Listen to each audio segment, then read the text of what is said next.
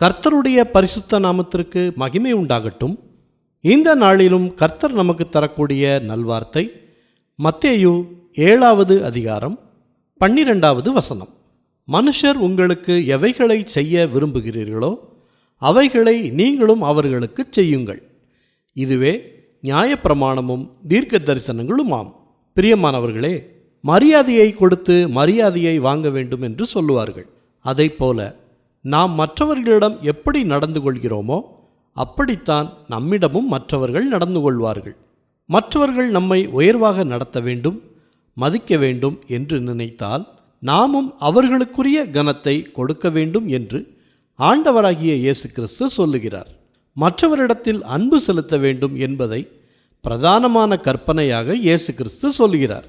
10 கட்டளைகளில் சொல்லப்பட்ட நியாயப்பிரமாணத்தின் அடிப்படையாக அன்பு விளங்குகிறது.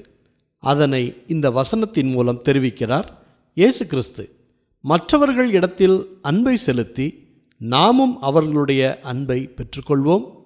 அன்பால் இந்த உலகம் நிறையட்டும், இயேசுவின் அன்பை உணரட்டும். ஜெபிப்போமா. நல்ல தகப்பனே, இந்த நல்வார்த்தையை தந்ததற்காக நன்றி செலுத்துகிறோம். நாங்கள் இந்த நாளில் யார் மீதாவது கசப்போ வெறுப்போ வைத்திருந்தோமானால் அதனை மறந்து அன்பாய் நடந்து கொள்ள கிருபை தாங்க. உங்களுடைய அன்பை வெளிப்படுத்தி மற்றவர்களுக்கு சாட்சியாய் விளங்க எங்களுக்கு கற்றுக் கொடுங்க. மற்றவர்களை மன்னிக்கும் குணம் எங்களுக்குள் வளரட்டும்.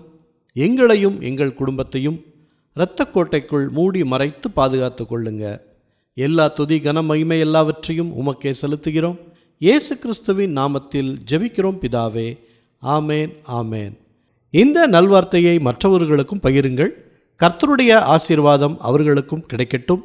கர்த்தர் உங்களையும் உங்கள் குடும்பத்தாரையும் அளவில்லாமல் ஆசீர்வதிப்பாராக. ஆமேன்.